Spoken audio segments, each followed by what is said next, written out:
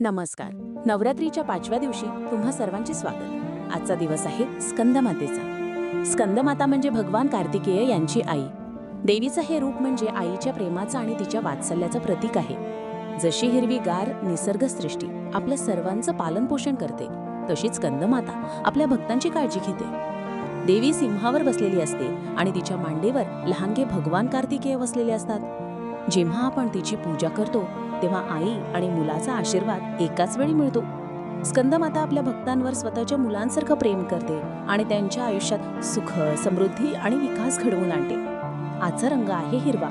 हा रंग निसर्गाचा, नवीन सुरुवातीचा आणि विकासाचा आहे. तो देवीच्या पालनपोषण करणाऱ्या शक्तीचे प्रतीक आहे. चला तर मग या प्रेमळ आईला, स्कंदमातेला नमस्कार करूया आणि प्रार्थना करूया की तिची माया आपल्यावर नेहमी राहो. जय स्कंदमाता.